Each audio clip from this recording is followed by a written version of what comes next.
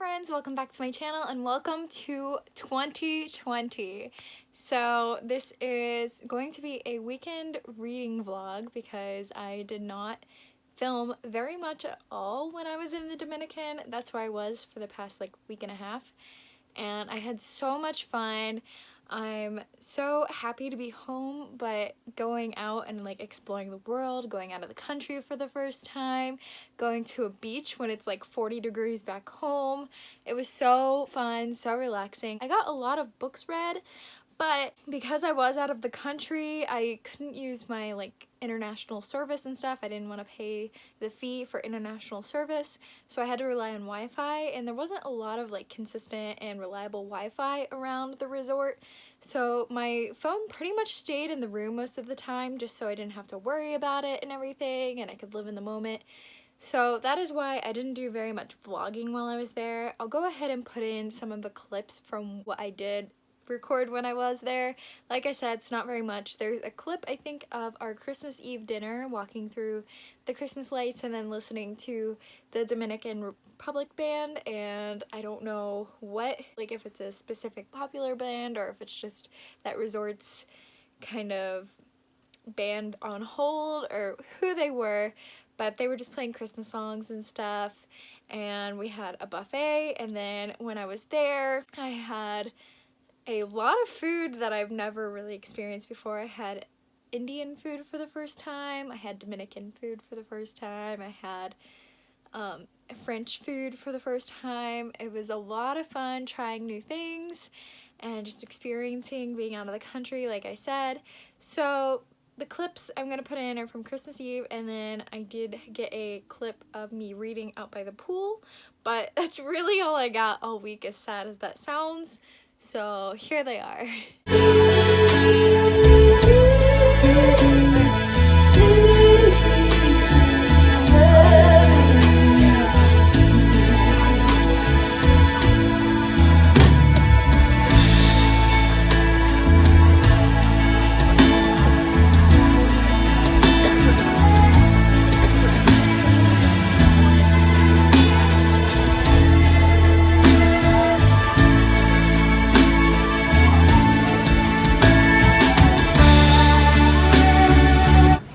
Clips.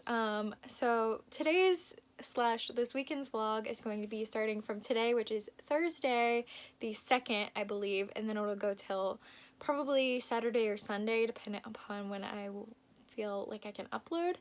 But I'm going to do my Magical Readathon Winter Edition week 5 and talk through my Guinevere Deception annotating system.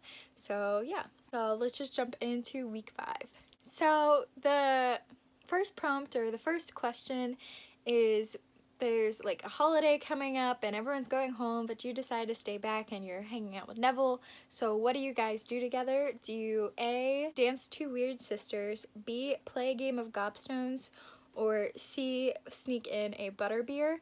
And I'm gonna play a game of gobstones because I really enjoy board games and those kind of games, and that seems like what I would do out of those 3 options. So the next question / storyline is that after playing gobstones, I asked Neville what he wants to do next, and he says that he actually has to go help out in the greenhouse for some extra volunteer work, and I just stick around the castle, and I come across the professors very concerned about something, and that is that Ginny was taken into the Chamber of Secrets.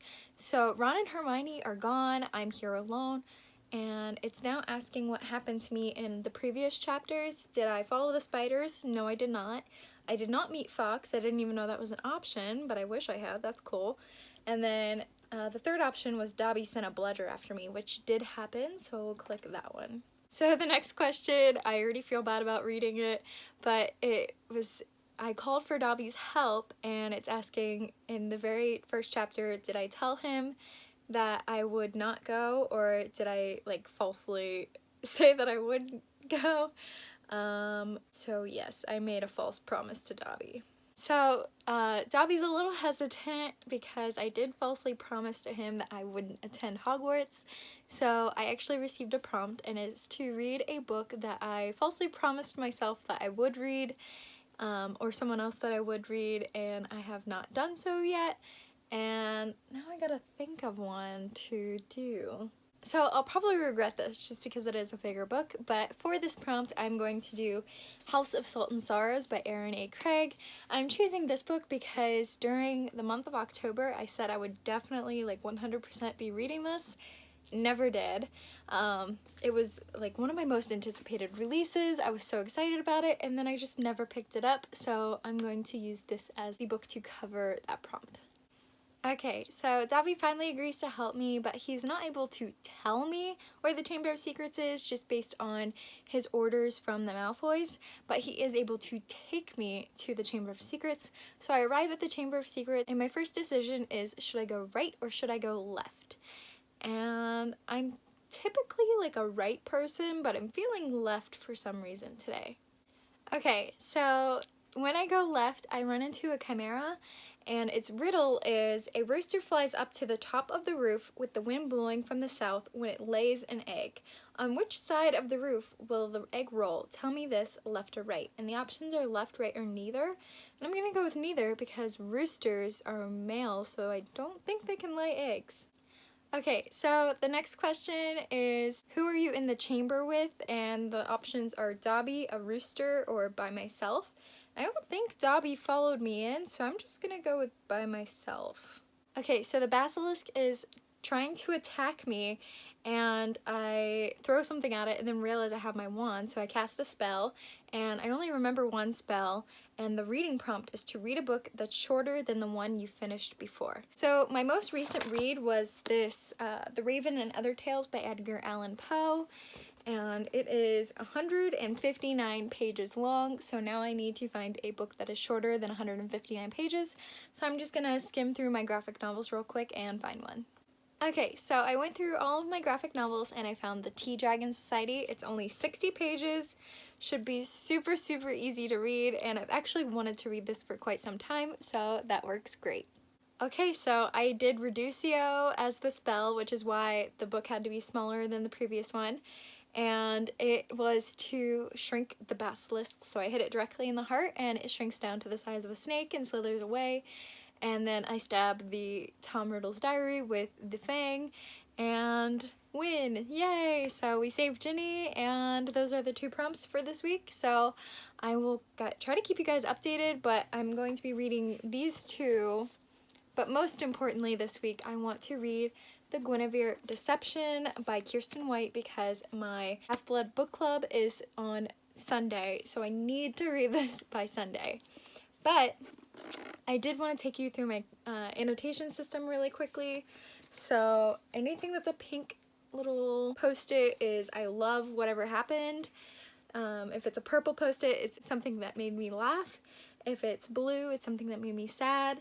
If it's yellow, it's a very good quote. If it's in green, it's a foreshadow or detail that I think is important to the text. And then I have these orange ones that are breaking up each chapter for me. After each chapter, I will be kind of reviewing my thoughts on each chapter. But also after every 5 chapters, I also have a larger post-it where I will review my thoughts of all of the previous 5 chapters. And this post-it here is just to kind of add extra notes if needed.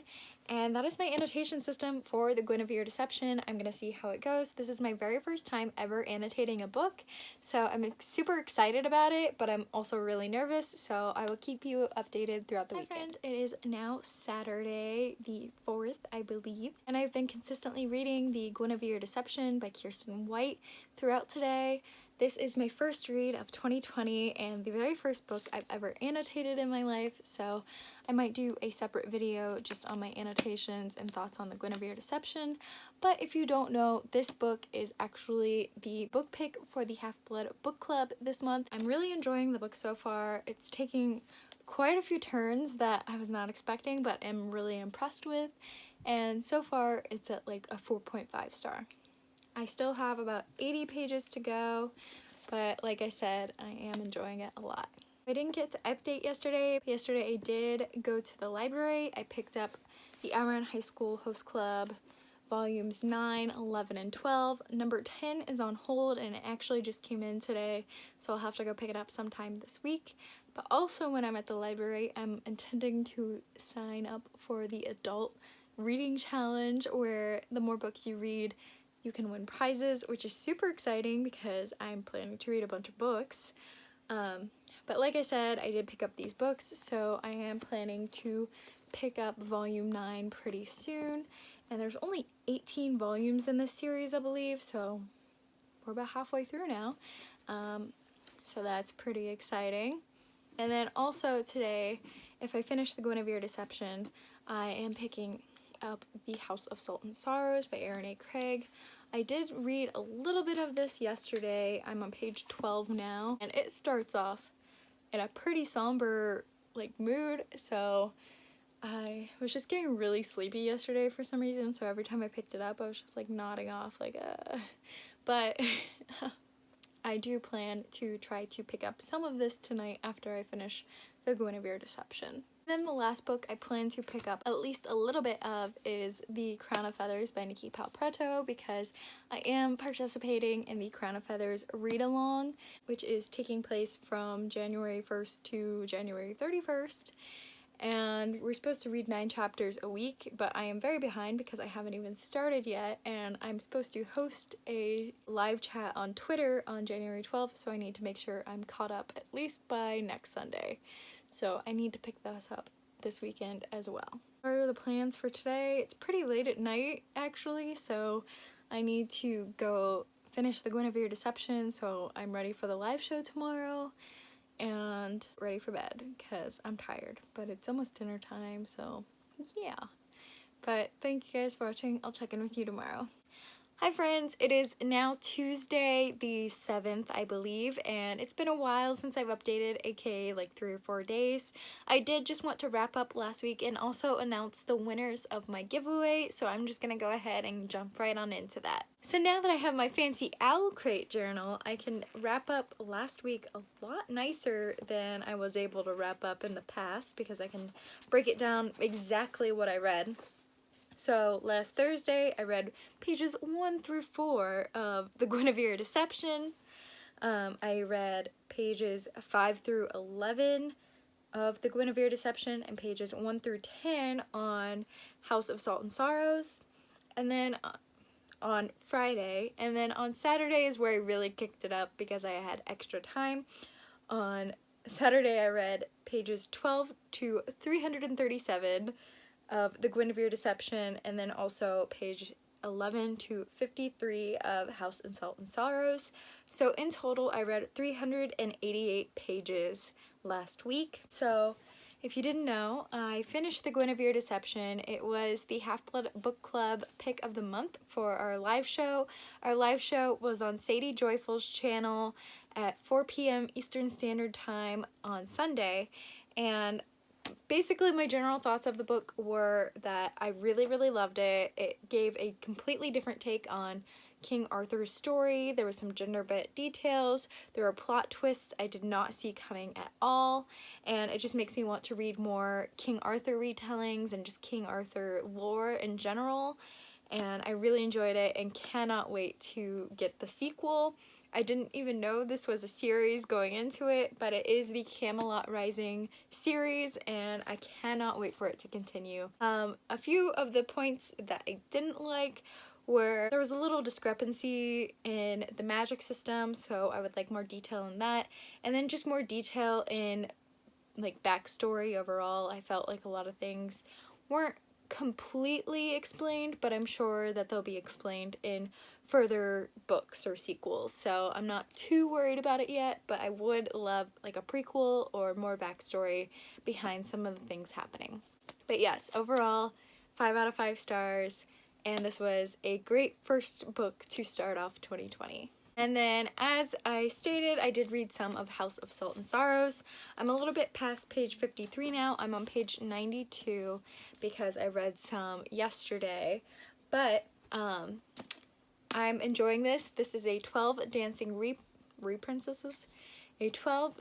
Princesses retelling, and it's super dark. Starts off with 400 deaths. Not really 400, it's more like 3, but still, it starts off with death at a funeral, and it's just so dark and gritty from the beginning, and I'm really enjoying it. There's actually times where I have to like curl up under my blanket because it gets a little creepy, and it's a perfect book for October, so I really wish I had read it in October when I said I was going to, but I am continuing to push through it for January because it is on the TBR this month.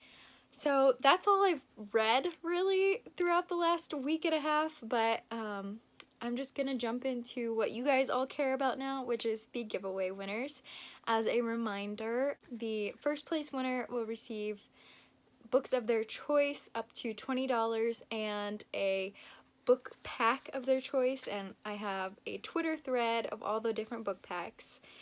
Second place will receive a book pack of their choice, and then third place will receive a book of their choice up to $10. And the question you had to answer to enter the giveaway was, what was your favorite book of 2019? So our third place winner was Break Even Books, and their favorite book of 2019 was Dark Matter by Blake Crouch. I don't know anything about that book, so sorry about that, but second place was, and I hope I'm saying this right, I'm so sorry if I'm not, Alicia Van Dorn, and their favorite book was The Night Circus by Erin Morgenstern. And that's interesting because the Half-Blood Book Club pick of the month for January is The Starless Sea by Erin Morgenstern, so maybe you should consider joining us for the live show. But I do really want to read The Night Circus as well. In first place was Tabby's Book Nook, and their favorite book was Red, White, and Royal Blue by Casey McQuiston. And that is one of the books I really want to pick up in 2020. It was one I really wanted to pick up in 2019, but life gets in the way, so there's that. But yes, I've reached out to all the winners. I will give them about 48 hours to respond. If they don't respond, then I will move forward with new winners. So yes, I will keep you all updated on that, but I'm pretty sure they're all gonna be excited. And yeah, that's it for this week. I hope you guys enjoyed. Thank you to everyone who entered my giveaway, and there will be many more coming. As you know, there were like 10 different packs to pick from, so I'll be still giving away those other packs that the first and second place don't choose. And yes, that is the end of this week. Thank you so much for watching, and I'm losing my voice. Excuse me. But thank you so much for watching, and I'll check in with you in my next video. Bye, friends!